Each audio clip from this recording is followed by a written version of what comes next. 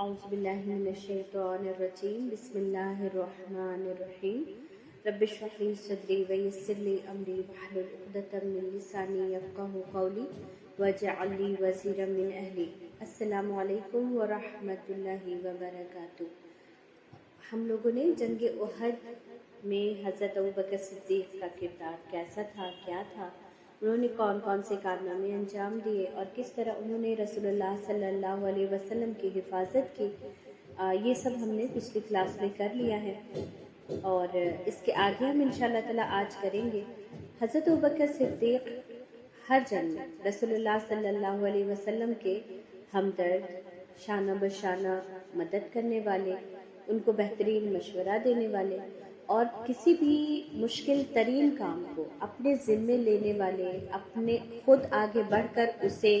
تھام لینا اور اسے انجام تک پہنچانا، یہ حضرت ابوبکر صدیق نے اپنی ذمہ داری سمجھ رکھی تھی اور ہر جگہ وہ رسول اللہ صلی اللہ علیہ وسلم کے ساتھ ساتھ ہوتے تھے، چاہے وہ احد پہاڑ پر ہو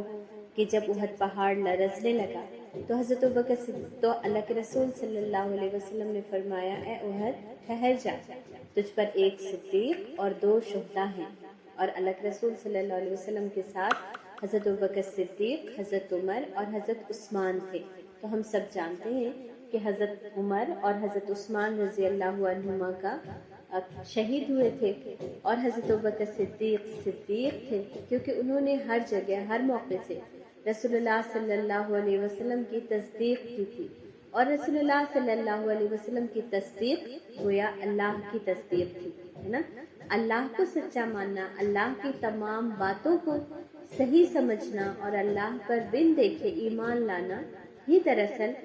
نبی کی تصدیق کا ذریعہ بنتی ہے۔ حضرت ابوبکر صدیق کا ہر جنگ میں ایک اپنا الگ اور ایسا کردار تھا کہ جس کو ہم بھول نہیں سکتے۔ اسی طرح سے 1-2 اور جنگیں ہوئیں اور اس کے بعد صلح حدیبیہ ہوئی۔ صلح حدیبیہ مطلب مکہ کے مشرکین اور رسول اللہ صلی اللہ علیہ وسلم کے درمیان ایک پیکٹ طے ہوا کہ اب مسلمان اور مشرکین مکہ ایک دوسرے سے جنگ نہیں کریں گے، اور اس کے بارے میں انشاءاللہ تعالیٰ صلح نامہ کیوں پیش آیا، کس طرح آیا، یہ ہم حضرت عثمان رضی اللہ عنہ کے سیرت میں اس کو انشاءاللہ تعالیٰ پڑھیں گے، لیکن اس کو ابھی یہاں پر ہم تھوڑا مختصراً پڑھ لیتے ہیں کہ ایک رات رسول اللہ صلی اللہ علیہ وسلم نے خواب میں دیکھا کہ آپ عمرہ کرنے کے لیے مکہ جا رہے ہیں، اور ہم سب جانتے ہیں کہ نبی کا خواب سچا ہوتا ہے کیونکہ ابراہیم علیہ السلام نے بھی تو اسی طرح خواب دیکھا تھا نا، حضرت اسماعیل علیہ السلام کو ذبح کرنے کا، قربان کرنے کا، اور وہ آگے تھے قربان کرنے کے لیے۔ تو اللہ کے رسول نے جب خواب دیکھا کہ وہ عمرہ کرنے جا رہے ہیں تو انہیں یہ سمجھ آ گیا کہ یہ اللہ کی طرف سے حکم ہے اور یہ مجھے کرنا ہوگا۔ اللہ کے رسول صلی اللہ علیہ وسلم نے سب سے عمرہ پر جانے کے بارے میں کہا کہ آپ میں سے جو کوئی بھی جانا چاہے وہ چل سکتا ہے، لیکن اور اللہ کے رسول صلی اللہ علیہ وسلم نے قربانی کے اونٹ بھی لے لیے، لیکن جب مسلمان ایک خاص جگہ پر پہنچے تو مشرکین مکہ کے کچھ لوگ آئے اور انہوں نے کہا کہ آپ عمرہ کرنے نہیں جا سکتے۔ رسول اللہ صلی اللہ علیہ وسلم نے ان سے بات چیت کی، لیکن بات چیت ظاہر ہے اللہ کے رسول صلی اللہ علیہ وسلم عمرہ کرنے کے لیے نکلے تھے، عبادت کرنے نکلے تھے، اور یہ بھی مشرکین مکہ کو پتہ چل چکا تھا کہ اتنی ساری جنگوں میں مسلمانوں نے ہمیں بہت نقصان پہنچایا ہے، ہم ان کا اب جنگی طور پر مقابلہ نہیں کر سکتے، لیکن اگر اس طرح ہم ان کو مکہ میں جانے دیں گے تو پورے چاروں طرف کے جو عرب قبائل ہیں ان میں ہماری کمزوری پتہ چل جائے گی کہ مسلمانوں نے اب تو مشرکین پر فتح حاصل کر لی ہے اور ان پر قبضہ کر لیا ہے۔ اس لیے مشرکین مکہ نے کہا کہ آپ اس طرح ہمارے شہر میں داخل نہیں ہو سکتے، ہم آپ کو داخل ہونے نہیں دیں گے۔ صحابہ کرام کو بہت برا لگا اور انہوں نے یہ چاہا کہ وہ جنگ کرے، لیکن رسول اللہ صلی اللہ علیہ وسلم نے انہیں بتایا کہ ابھی ہم عبادت کے لیے نکلے ہیں اور ابھی ہم جنگ نہیں کر سکتے۔ بہت سارے صحابہ کرام بہت زیادہ پریشان تھے۔ پھر مشرکین مکہ کے کچھ ڈیلیگیٹس آئے اور انہوں نے بہت ساری شرطیں رسول اللہ صلی اللہ علیہ وسلم کے پاس رکھی، جن میں سے زیادہ تر کو رسول اللہ صلی اللہ علیہ وسلم نے قبول کر لیا۔ اور جب یہ پیکٹ ہو رہا تھا تو حضرت عمر رضی اللہ عنہ جیسے سمجھدار، اللہ کے رسول صلی اللہ علیہ وسلم کے ساتھی، رسول اللہ صلی اللہ علیہ وسلم پر سے بے انتہا محبت کرنے والے، اللہ پر بے انتہا یقین رکھنے والے حضرت عمر بھی اس وقت اس موقع سے وہ بھی بہت زیادہ ناراض ہو گئے تھے، اور انہوں نے آ کر اللہ کے رسول صلی اللہ علیہ وسلم سے کہا کہ یا رسول اللہ کیا آپ اللہ کے رسول نہیں؟ انہوں نے کہا جی بالکل ہوں۔ تو کہا کہ کیا اللہ ہمارا رب نہیں؟ کہا بالکل ہے۔ انہوں نے کہا کیا ہم مسلمان نہیں؟ اللہ کے رسول صلی اللہ علیہ وسلم نے کہا بالکل ہم مسلمان ہیں۔ تو پھر تو حضرت عمر نے کہا کیا ہمارے مقابلے میں مشرکین نہیں؟ کیا یہ جو لوگ آ رہے ہیں یہ مشرک نہیں ہے؟ اللہ کے رسول صلی اللہ علیہ وسلم نے فرمایا بالکل یہ مشرک ہے۔ تو پھر حضرت عمر نے کہا یا رسول اللہ پھر ہم ان سے اتنا زیادہ دب کر صلح کیوں کر رہے ہیں؟ ہم ان سے جنگ کیوں نہیں کرتے؟ تو اللہ کے رسول صلی اللہ علیہ وسلم نے فرمایا کہ مجھے ابھی اس کا حکم نہیں، اور میں اپنے رب کے حکم کا پابند ہوں عمر۔ اور پھر اللہ کے رسول صلی اللہ علیہ وسلم نے یہ بھی فرمایا کہ تم جلد ہی اس کے بہترین نتائج دیکھو گے۔ اب وہ بہترین نتیجہ کیا تھا اس کے بارے میں اللہ کے رسول صلی اللہ علیہ وسلم کو پتا تو ہوگا، لیکن ابھی یہ بتانے کا بھی حکم نہیں تھا، اور نہ ہی حضرت عمر رضی اللہ تعالیٰ عنہ یہ دیکھ پا رہے تھے۔ تو وہ بہت پریشان ہوئے، اور وہ ظاہر ہے ان سے گستاخی بھی ہوئی تھی کہ انہوں نے رسول اللہ صلی اللہ علیہ وسلم سے اس انداز میں سوال جواب کیا تھا۔ پھر وہ حضرت ابوبکر صدیق کے پاس جاتے ہیں اور ان سے پوچھتے ہیں کہ اے ابو بکر کیا اللہ ہمارا رب نہیں؟ انہوں نے کہا بے شک ہے۔ تو کیا رسول اللہ ہمارے رسول نہیں؟ کہا بے شک وہ اللہ کے رسول ہیں۔ عمر رضی اللہ تعالیٰ عنہ نے کہا کیا ہم مسلمان نہیں؟ انہوں نے کہا بلا شبہ ہم مسلمان ہیں۔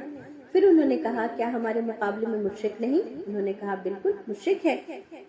تو حضرت عمر نے کہا کہ پھر ہم دین کے معاملے میں اتنی زیادہ ذلت کیوں برداشت کر رہے ہیں؟ حضرت ابوبکر نے کہا اے عمر وہ اللہ کے رسول ہیں اور اللہ کے حکم پر چلنے والے ہیں، میرا یقین ہے اللہ اپنے رسول کو کامیابی اور عزت دونوں دے گا،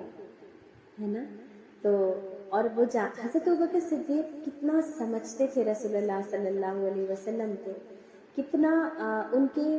دل میں کیا چل رہا ہے وہ بھلے ہی اللہ کے رسول صلی اللہ علیہ وسلم نے تو کسی کو نہیں بتایا تھا، لیکن حضرت ابوبکر صدیق کو پتا تھا کہ رسول اللہ صلی اللہ علیہ وسلم اگر جواب نہیں دے رہے ہیں، اگر خاموشی اختیار کر رہے ہیں تو اس کے پیچھے کوئی نہ کوئی وجہ ہوگی،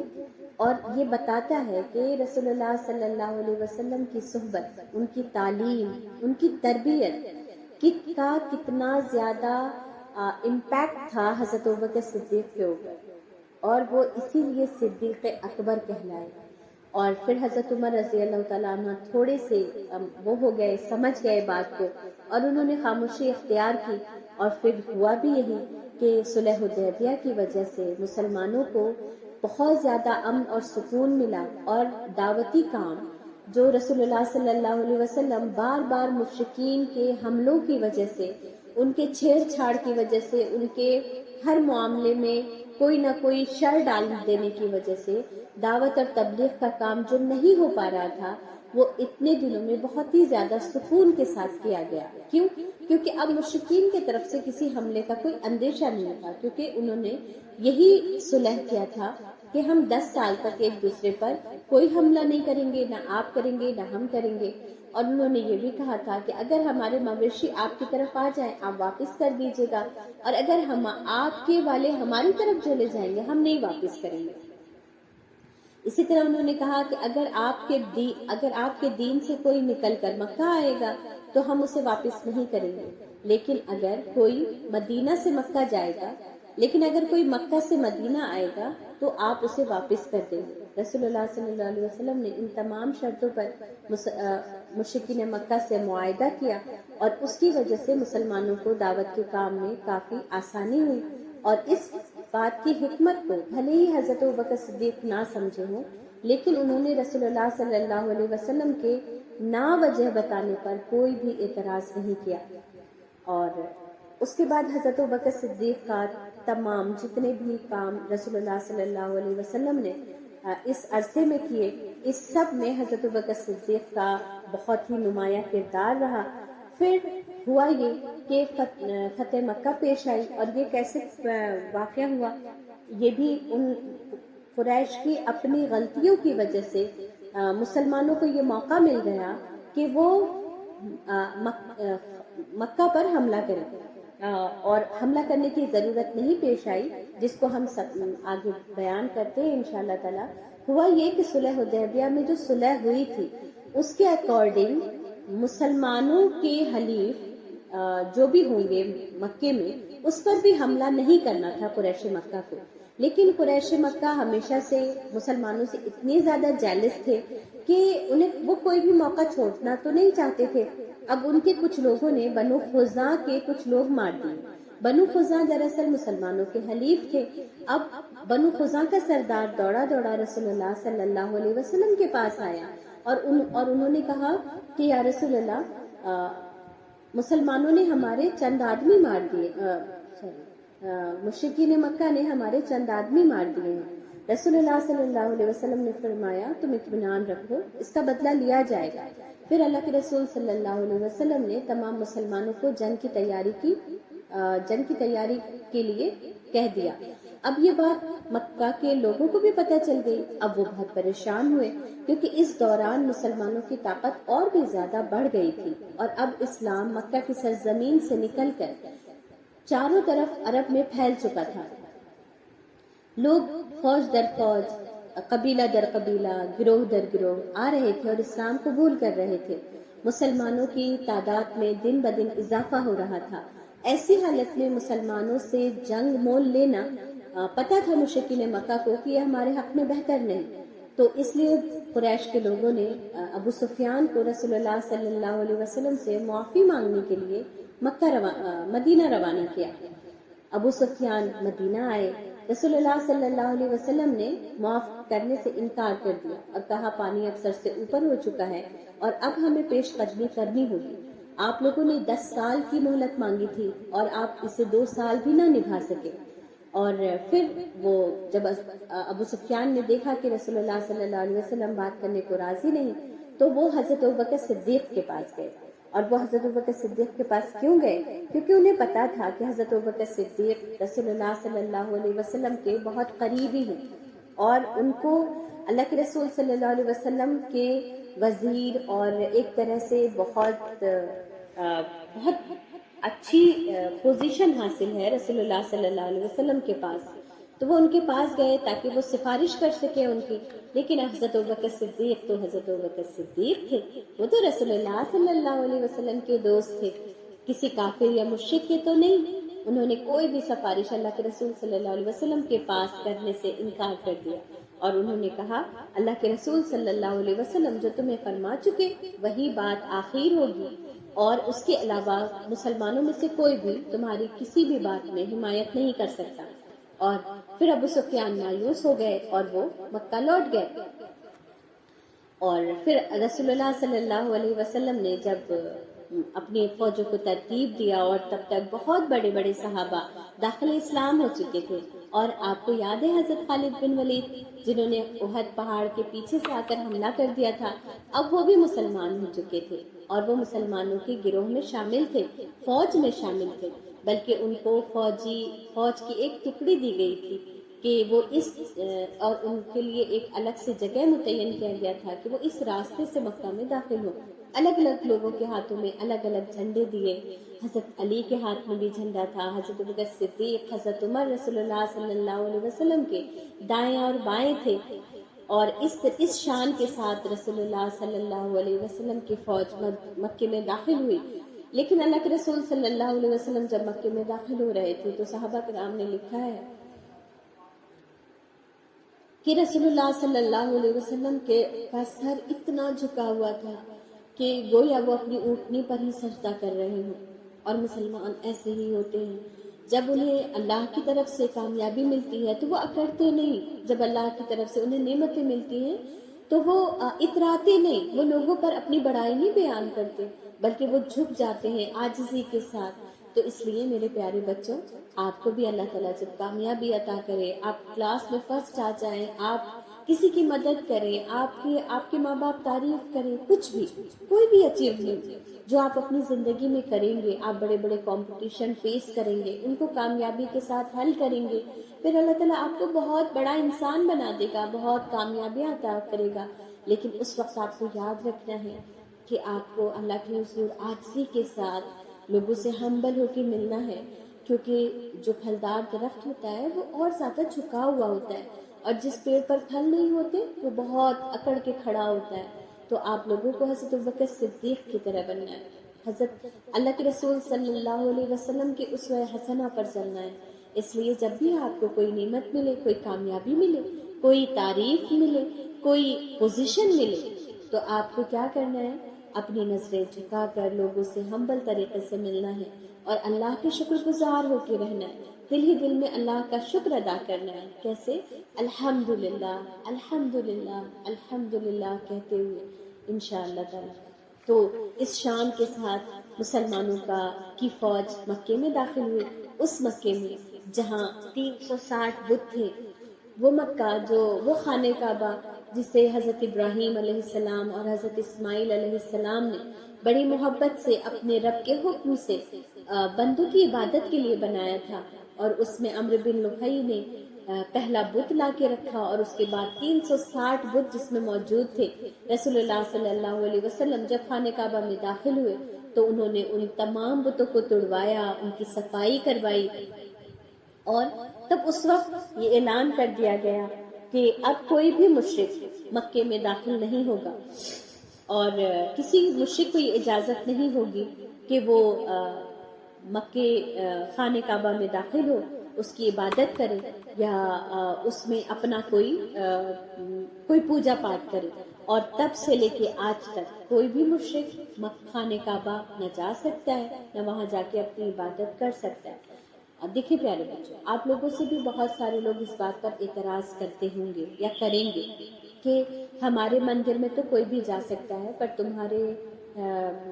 خانہ کعبہ میں کوئی نہیں جا سکتا. تو جی، ہمیں یہ بات بہت اچھے سے پتہ رہنی چاہیے کہ خانہ کعبہ اللہ کا گھر ہے، اور جس طرح سے کسی بھی اسپیشل جگہ جانے کے لیے آپ کو ویزا ٹکٹ لینا پڑتا ہے، اسی طریقے سے لوگوں کو یہ سمجھنا چاہیے کہ خانہ کعبہ اللہ کا گھر ہے، اللہ نے اسے اپنے لیے خاص کر لیا ہے. تو اس لیے وہاں جانے کے لیے ضروری ہے کہ انسان کلمہ گو ہو، وہی اس بات کی شہادت دیتا ہو کہ اللہ کے سوا کوئی معبود نہیں، اور محمد رسول اللہ صلی اللہ علیہ وسلم اس کے رسول ہیں، اور یہی اس گھر میں جانے کا ویزا اور ٹکٹ ہے نا. تو یہ سب سے پہلے سمجھنا ہر ایک کے لیے ضروری ہے. جتنی بھی مساجد ہیں کہیں بھی، وہاں لوگ جا سکتے ہیں، وہاں کیا ہو رہا ہے یہ دیکھ سکتے ہیں. کسی بھی مشرک کو منع نہیں کہ وہ کسی مسجد میں جائے اور اس کو دیکھے، اس کی وہاں کیسے عبادت کی جاتی ہے. بلکہ جتنے بھی محلے کے اور ملک کے اور بڑے شہروں کے لوگ ہوتے ہیں، انہیں چاہیے کہ وہ مشرکین کو انہیں چاہیے کہ وہ ہمارے علاوہ جو لوگ بھی جس مذہب کی بھی وہ عبادت کرتے ہیں، جس مذہب میں بھی بلیو کرتے ہیں، ان لوگوں کو اس بات کی دعوت دیں کہ آپ ہمارے مسجد آئیے اور دیکھیں کہ ہم کیسے عبادت کرتے ہیں. تو ان تمام مساجد کے دروازے ہمیشہ ہر ایک کے لیے کھلے رہنے چاہیے. لیکن خانہ کعبہ اللہ نے اپنے لیے خاص کر لیا، اور یہ اللہ کا حکم ہے. ہم مسلمان کوئی بھی کام اپنی مرضی سے نہیں کرتے، ہم مسلمان ہر کام اپنے رب کی مرضی سے کرتے ہیں، اور اگر رب کی مرضی کے خلاف کوئی کام ہو جاتا ہے تو ہم اسے گناہ سمجھتے ہیں، ہم اس کے لیے اپنے رب سے معافی مانگتے ہیں، کیونکہ ہمیں پتا ہے کہ وَمَن يَعْمَلْ مِثْقَالَ ذَرَّةٍ خَيْرًا يَرَهُ وَمَن يَعْمَلْ مِثْقَالَ ذَرَّةٍ شَرًّا يَرَهُ، کہ ہم یہاں پر کوئی بھی بھلائی کریں گے تو اس کو ہم وہاں پا لیں گے، اور اگر یہاں پر ہم ذرہ برابر بھی شر کریں گے، یعنی برائی کریں گے، یعنی گناہ کریں گے، تو میرا رب وہاں مجھے وہ تمام برائیاں بھی دکھا دے گا، الا یہ کہ میں نے اس سے معافی مانگ لی ہو اور اسے دوبارہ نہ کرنے کا اپنے رب سے وعدہ کر لیا ہو. تو یہ ہم مسلمان سمجھتے ہیں. اللہ تعالیٰ ہم سب کو تمام شر سے محفوظ رکھے، اور جو بھی غلطیاں ہم سے ہو جائیں اپنی زندگی میں، کبھی بھی اس پر ڈٹ نہ جائیں، بلکہ ان غلطیوں کو مان لیں اور اپنے رب سے معافی مانگ لیں، کیونکہ غلطیوں کو مان لینے والا، اس پر شرمندہ ہو جانے والا اس پر اللہ اپنے رب سے معافی مانگ لینے والا. اللہ کا وعدہ ہے کہ اللہ تعالیٰ نہ صرف اس کے گناہ معاف کر دیتا ہے بلکہ اس کے درجات بھی بلند کر دیتا ہے. تو غلطی ہو جانا یہ انسان کی فطرت ہے نا، یہ آدم کی فطرت ہے، لیکن غلطی پر اکڑ جانا یہ شیطان کی فطرت ہے. تو اس لیے جب بھی غلطی ہو جائے تو کوئی بات نہیں، معافی مانگ لے، جس کے حق میں ہوئی ہے اس سے بھی اور رب سے بھی انشاءاللہ تعالی. تو بہرحال اس طرح مکہ فتح ہو گیا، اور وہ مکہ جہاں سے رسول اللہ صلی اللہ علیہ وسلم اور حضرت ابوبکر صدیق رات کے اندھیرے صبح بالکل اندھیرے میں نکلے تھے اور پیچھے پلٹ پلٹ کر خانہ کعبہ کو دیکھتے جاتے تھے اور دل میں کہتے جاتے تھے کہ اے مکہ، ہم تجھے چھوڑ کر نہیں جاتے، لیکن تیرے رہنے والوں نے ہمارے لیے اس زمین کو تنگ کر دیا. آج اسی مکہ میں کس شان کے ساتھ داخل ہوئے تھے. تو بہت ساری جگہوں پر ہمیں موو کرنا پڑتا ہے، ہمیں جانا پڑتا ہے اس کو چھوڑ کر، لیکن اس کا یہ مطلب نہیں کہ اللہ تعالیٰ کبھی وہ دن نہیں لوٹائے گا کہ جب ہم پوری شان کے ساتھ، پوری اطمینان کے ساتھ اس جگہ پر واپس جا سکے. اور اگر نہ بھی جا سکے تو کوئی بات نہیں، ہاں اللہ کو پتہ ہے، اللہ کے بندوں کو پتہ ہے کہ میرا رب میری تمام مشکلوں کو، پریشانیوں کو، تکلیفوں کو دیکھ رہا ہے. اور بھلے ہی لوگوں نے آپ کو اس جگہ رہنا، اس جگہ جانا، اس پر پابندی انسان لگا سکتا ہے، لیکن آپ کے دل میں جو محبت ہے ان تمام چیزوں کو نہیں مٹا سکتا. اور اگر اس دنیا میں اس کا کوئی صلہ نہ بھی ملا تو کوئی بات نہیں، اللہ تعالیٰ انشاءاللہ تعالیٰ جنت میں اس کے تمام صلے کو، اس تمام بے چینی، اس تمام تکلیف کو اللہ تعالیٰ سود سمیت لوٹا دے گا انشاءاللہ تعالیٰ. پھر اس کے بعد غزوہ حنین پیش آئی، اور اس میں اب مکہ چونکہ فتح ہو چکا تھا اور چاروں طرف کے لوگ اب اس بات سے ڈر رہے تھے کہ مسلمان کبھی بھی ان پر حملہ کر سکتے. حالانکہ رسول اللہ صلی اللہ علیہ وسلم کا ایسا کوئی ارادہ نہیں تھا، لیکن پھر حنین میں رسول اللہ صلی اللہ علیہ وسلم کو پتہ چلا کہ وہاں کے لوگوں نے جنگ کی تیاری شروع کر دی ہے اور وہ کبھی بھی مدینہ پر حملہ ور ہو جائیں گے. تو ہم جو رسول اللہ صلی اللہ علیہ وسلم کا طریقہ دیکھتے ہیں اس میں ایک چیز بہت کامن دکھتی ہے کہ رسول اللہ صلی اللہ علیہ وسلم کو جیسے اطلاع ملتی تھی کہ کوئی ان کی طرف حملہ کرنے والا ہے، اللہ کے رسول صلی اللہ علیہ وسلم آگے بڑھ کر حملہ کر دیا کرتے تھے، ہے نا. اس سے مجھے ایک سیکھ یہ ملی کہ ہمیشہ انسان کو ڈیفینسو نہیں ہونا چاہیے، بعض دفعہ یا زیادہ تر دفعہ اوفینسو ہونا چاہیے. اگر آپ سے کوئی سوال کرتا ہے کہ اللہ ہے پروف کر، آپ کہیں میں تو مانتی ہوں کہ اللہ ہے، یا میں تو مانتا ہوں کہ اللہ ہے، تم پروف کرو کہ اللہ نہیں ہے نا، کیونکہ مجھے تو کسی پروف کی ضرورت نہیں ہے نا. تو اس طرح کی چیزیں ہمیں اپنے دعوتی کام میں، ہمیں اپنے زندگی میں اس طرح کے سوالات کھڑے کرنے چاہیے جس سے لوگ ہمیں پریشان کر دیتے ہیں. دیکھیں، میں کیسے جانوں گی کہ اللہ نہیں ہے؟ کیونکہ میں نے تو بچپن سے یقین کے ساتھ میری تربیت ہوئی ہے کہ اللہ ہے. پھر ہم تو وہ ٹیسٹ ہی نہیں جانتے، وہ مزہ ہی نہیں جانتے، یا وہ سوال ہی نہیں جانتے. اللہ نہیں ہے یہ میرے لیے بہت بڑا چیلنج ہو سکتا ہے، بہت بڑا سوال ہو سکتا ہے. تو آپ پروف کریں کہ اللہ نہیں ہے. میں تو جانتی ہوں کہ اللہ ہے. اسی طرح سے رسول اللہ صلی اللہ علیہ وسلم اللہ کے سچے رسول ہیں، میں تو یقین کرتی ہوں، میں تو مانتی ہوں، آپ بتائیں کیسے نہیں ہے نا. تو اس طرح کے سوالات ہمیں کھڑے کرنے چاہیے ان لوگوں کے سامنے جو ہمارے سامنے سوال کھڑے کر کے ہمیں پریشان کر دیتے ہیں، ہے نا. اور پھر غزوہ حنین پیش آیا. جب رسول اللہ صلی اللہ علیہ وسلم کو اس بات کی اطلاع مل گئی کہ حنین میں لوگ جمع ہو گئے ہیں، اور انہوں نے اپنے سپاہیوں کو کیا کیا تھا، پیڑوں اور پہاڑوں کے پیچھے چھپا دیا تھا تاکہ جب مسلمان آئے تو انہیں نہ دکھے. اور ہوا بھی یہی، جب مسلمان حنین میں داخل ہوئے تو دیکھا وادی حنین بالکل خالی پڑی ہے. تھوڑی دیر وہ دیکھتے رہے، اچانک ان لوگوں نے حملہ کر دیا. بہت سارے بہادر صحابہ کرام کے پیر اکھڑ گئے، یعنی وہ بھگدڑ مچ گئی مسلمانوں میں. لیکن اس میں 11 صحابہ چٹان کی طرح کھڑے تھے، ان کے اندر کوئی بھگدڑ نہیں مچی، اور انہی میں سے ایک حضرت ابوبکر صدیق تھے. تو کوئی بھی واقعہ جو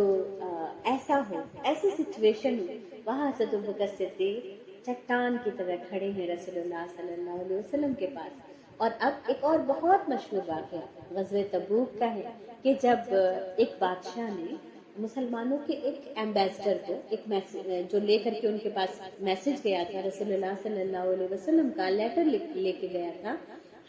ہرقل نام تھا اس کا، ہرقل یا ہرقل دونوں لکھا ہوا ملتا ہے. تو وہ گیا تو انہوں نے کیا کیا، ان کے میسنجر کو جو لے کے آیا تھا قاصد، اس کو قتل کر دیا. آج بھی آپ قاصد کو قتل نہیں کر سکتے، اور تب بھی یہ رول تھا، یہ قانون تھا کہ کسی بھی ایمبیسڈر کو قتل نہیں کیا جا سکتا. تو اب یہ بات مسلمانوں کو جب پتہ چلی تو مسلمانوں نے جنگ کی تیاری کی اور پھر ان پر حملہ کیا گیا، اور پھر وہ وہاں سے کامیاب لوٹے. کچھ صحابہ کرام شہید بھی ہوئے، لیکن زیادہ تر عیسائی وہاں مارے گئے. پھر لیکن جب اس بات کی اطلاع ہرقل کو ملی تو اس نے پھر جنگ کی تیاری کی. تو اب کی بار رسول اللہ صلی اللہ علیہ وسلم خود نکلے. اس بار اللہ کے رسول صلی اللہ علیہ وسلم نے حضرت خالد بن ولید کے اس میں کمان میں مسلمانوں کو بھیجا تھا، لیکن اس بار اللہ کے رسول خود نکلے. اور اس بار یہ جو جنگ تبوک ہونے والی تھی، اسے جنگ تبوک کے نام سے جانا جاتا ہے. تو اللہ کے رسول صلی اللہ علیہ وسلم کو چونکہ بہت دور جا کے جنگ کرنی تھی، تو مسلمانوں میں عام اعلان یہ کرایا گیا کہ سب اپنے اپنے مال صدقہ کریں جنگ کی تیاری کے، تاکہ مسلمانوں کو زیادہ سے زیادہ فنڈ مل سکے ہتھیار خریدنے کے لیے، سامان راشن لینے کے لیے، اونٹ اور گھوڑے خریدنے کے لیے. تو مسلمانوں نے اس میں اتنی زیادہ فنڈ ریز کیا، اتنا مطلب عورتوں نے اپنے زیور دے دیے، اور صحابہ کرام نے اپنے گھر کا بہت سارا سامان ڈونیٹ کر دیا. اسی طرح سے حضرت عمر رضی اللہ تعالیٰ عنہ نے اپنے گھر کا آدھا مال لے کر آئے، اور وہ راستے میں سوچتے ہوئے جا رہے تھے کہ آج تو میں ابو بکر سے آگے نکل جاؤں گا نیکی میں. کیونکہ حضرت عمر کو ہمیشہ کمپٹیشن رہتا تھا اس بات کا کہ حضرت ابو بکر ہمیشہ ایک قدم آگے رہتے. صلح حدیبیہ میں بھی حضرت عمر پریشان ہو گئے تھے، لیکن حضرت ابو بکر نہیں ہوئے تھے. اس بات کا بھی دکھ تھا حضرت عمر کو. پھر اسی طریقے سے جب ہجرت کرنا تھا تو حضرت عمر ہجرت کر کے آ گئے، اور حضرت ابو بکر رکے رہے، اور پھر انہوں نے رسول اللہ صلی اللہ علیہ وسلم کے ساتھ ہجرت کی. تو صحابہ کرام نیکیوں میں سبقت لے جانے والے، نیکیوں میں کمپٹیشن کرنے والے تھے. تو وہ آدھا مال اپنے گھر کا، آدھا، آپ سوچیں 50% سامان وہ اپنے گھر کا لے کر آ رہے ہیں، اور راستے میں سوچتے ہوئے آ رہے ہیں آج تو میں ابو بکر سے آگے نکل جاؤں گا. لا کر دیا. رسول اللہ صلی اللہ علیہ وسلم نے کہا اے عمر گھر کے لیے کچھ چھوڑا ہے؟ تو کہا یا رسول اللہ جی آدھا سامان ہے. اللہ کے رسول صلی اللہ علیہ وسلم نے انہیں بہت ساری برکت کی دعائیں دی. پھر حضرت ابوبکر کو دیکھا آتے ہوئے. حضرت ابوبکر آئے اور انہوں نے بہت سارا مال دیا رکھا وہاں پر. تو رسول اللہ صلی اللہ علیہ وسلم نے کہا اے ابوبکر گھر کے لیے کچھ چھوڑا ہے؟ حضرت ابوبکر نے کہا یا رسول اللہ اللہ اور آپ کا نام کافی ہے گھر والوں کے لیے، ہے نا. تو اسی لیے شاعر نے لکھا تھا عمر حیراں کھڑے ہیں آج یار غار کے پیچھے، کہ سارا کا سارا مال اپنا انہوں نے اللہ کے آگے اللہ کی راہ میں دے دیا، اور اپنے گھر والوں کے لیے صرف اللہ اور اللہ کے رسول کا نام، اللہ اور اللہ کے رسول کی مدد، اللہ پر توکل، اللہ پر یقین، یہ تمام چیزیں ان کے گھر والوں کے لیے زندگی گزارنے کا سامان تھی، ہے نا. تو ہم تو نہ حضرت ابوبکر کی طرح کبھی پورا کا پورا مال اللہ کی راہ میں دے سکتے ہیں، نہ دینے کا سوچتے ہیں، نہ حضرت عمر کی طرح ہی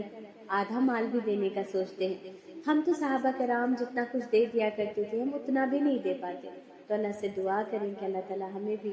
اللہ کی راہ میں خرچ کرنے والا، اللہ کی راہ میں دینے والا، اور کچھ نہیں دے سکتے تو کسی کو اچھا مشورہ دے دیں، کسی سے مسکرا کر بات کر لیں. شروعات ہم یہیں سے کریں انشاءاللہ. اللہ کی راہ میں اللہ تو کچھ بھی قبول کر لیتا ہے، بس وہ اللہ کے لیے ہونا چاہیے انشاءاللہ تعالیٰ. پھر حج اکبر کا موقع پیش آیا، اور یہ کیا تھا کہ 8 ہجری میں فتح مکہ ہوئی، تو 9 ہجری میں اللہ نے مسلمانوں کو حج کا حکم دیا. تو رسول اللہ صلی اللہ علیہ وسلم نے اس کی امامت حضرت ابوبکر صدیق سے کرائی. یہ پہلا حج تھا جو مسلمان کرنے جا رہے تھے، لیکن اس کے امیر رسول اللہ صلی اللہ علیہ وسلم خود نہیں تھے، بلکہ انہوں نے حضرت ابوبکر صدیق کے ساتھ بہت سارے مسلمانوں کو حج کا حکم دیا، اور یہ سارے کے سارے لوگ حضرت ابوبکر صدیق کی امامت میں حج کے لیے نکلے۔ ابوبکر صدیق کو رسول اللہ صلی اللہ علیہ وسلم نے حج کے ارکان سکھائے، مناسک کے حج سکھائے جو اللہ نے رسول اللہ صلی اللہ علیہ وسلم پر وحی کی تھی، اور حضرت ابوبکر صدیق لوگوں کو لے کر حج کے لیے نکلے۔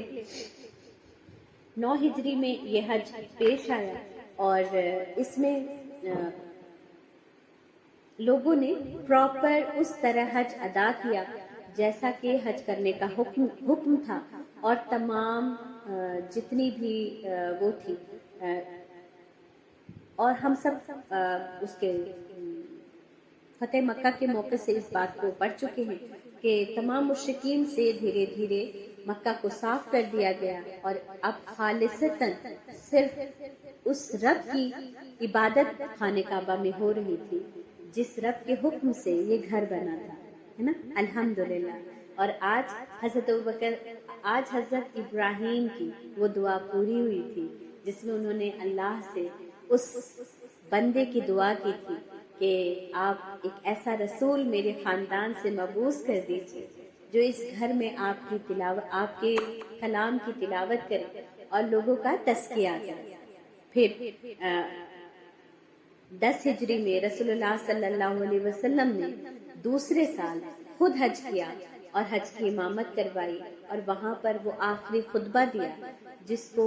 ہم اللہ کے رسول صلی اللہ علیہ وسلم کی وصیت کے طور پر دیکھتے ہیں، اور اس کو بھی انشاءاللہ تعالی آپ لوگ اگر سیرت میں جا کر کے وہاں جا کر کے اس کو سننا چاہیں گے تو وہ بھی آپ کو مل جائے گا انشاءاللہ تعالی، اس کا لنک مل جائے گا۔ لیکن اس موقع سے رسول اللہ صلی اللہ علیہ وسلم نے ایک بات کہی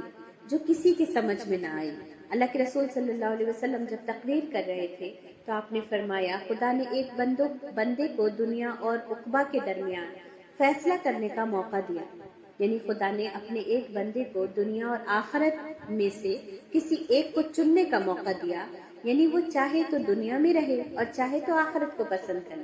مگر اس شخص نے عقبہ کو یعنی آخرت کو دنیا پر ترجیح دی۔ یہ سن کر لوگوں نے سوچا اللہ کے رسول صلی اللہ علیہ وسلم کوئی واقعہ بیان کر رہے ہیں، لیکن حضرت ابوبکر صدیق رونے لگے۔ حضرت عمر کہتے ہیں کہ ہم نے سوچا یہ کون سی بات ہوئی، یہ بڈھا تو سٹیا گیا ہے، ہر بات میں رونے لگتا ہے، اور یہ تو ایک واقعہ ہے جو اللہ کے رسول بتا رہے ہیں، اب اس میں رونے کی کیا بات ہے۔ لیکن جلد ہی لوگوں نے سمجھ لیا کہ وہ جو ایک شخص تھا وہ اللہ کے رسول صلی اللہ علیہ وسلم خود اپنے بارے میں بات کر رہے تھے، اور یہ بات حضرت ابوبکر صدیق کے سوا کوئی نہ سمجھ سکا تھا، ہے نا، اسی لیے تو وہ یار غار تھے۔ اور پھر اللہ کے رسول صلی اللہ علیہ وسلم نے منبر پر کھڑے ہو کر کے یہ فرمایا کہ سب سے زیادہ میں جس کی محبت اور دوستی اور دولت کا قدردان ہوں اور اس کے احسان کو مانتا ہوں وہ ابوبکر صدیق ہے۔ بلا شبہ اگر میں دنیا میں کسی کو اپنی امت میں سے دوست بناتا تو ابوبکر کو بناتا، لیکن اسلام کا رشتہ میرے اور ان کی دوستی کے لیے کافی ہے۔ مسجد نبوی میں جن صحابہ کے گھروں کی کھڑکیاں کھلتی ہیں وہ بند کر دی جائیں، مگر ابوبکر کی کھڑکی کھلی رہے گی۔ اور یہ آخری وصیت تھی، یہ آخری بات تھی، یہ آخری جملہ تھا جو رسول اللہ صلی اللہ علیہ وسلم نے اپنے پیارے دوست کے حق میں کہا تھا، اور لوگوں نے اس سے جان لیا تھا کہ حضرت ابوبکر صدیق کا کیا مقام ہے۔ پھر 18 یا 19 صفر 11 ہجری میں آدھی رات کے بعد سے رسول اللہ صلی اللہ علیہ وسلم کی طبیعت خراب ہونے لگی، اور تب اللہ کے رسول صلی اللہ علیہ وسلم نے امامت کی ذمہ داری یعنی نماز پڑھوانے کی بھی ذمہ داری حضرت ابوبکر صدیق کو دی۔ حضرت عائشہ کو کہا کہ ابوبکر سے کہو کہ وہ نماز کی امامت کرائیں۔ حضرت عائشہ گھبرا گئی، انہوں نے کہا یا رسول اللہ ابوبکر بہت کمزور دل ہیں، جب امامت کی جگہ پر آپ کو نہ دیکھیں گے تو انہیں بہت دکھ ہوگا اور وہ بے قابو ہو جائیں گے اور رونے لگیں گے۔ رسول اللہ صلی اللہ علیہ وسلم نے فرمایا کہ میں جو تک کہتا ہوں اس پر عمل کیا جائے۔ حضرت عائشہ کہتی ہیں کہ میں نے کہا کہ آپ حضرت عمر کو کھڑا کر دیں۔ حضرت عائشہ کہتی ہے میں جانتی تھی اس بات کو کہ امامت کی جگہ پر کھڑا ہونا اس بات کی دلیل ہے کہ آگے وہ خلیفہ بنیں گے، انہیں بننا پڑے گا۔ اور صحابہ کرام کی یہ بہترین خوبیوں میں سے خوبی تھی کہ وہ خود خلیفہ نہیں بننا چاہتے تھے،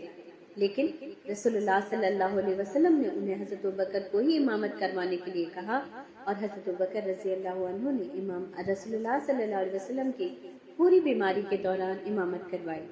اس طرح حضرت ابوبکر صدیق نماز پڑھاتے رہے اور رسول اللہ صلی اللہ علیہ وسلم کی طبیعت دن بدن بگڑتی گئی۔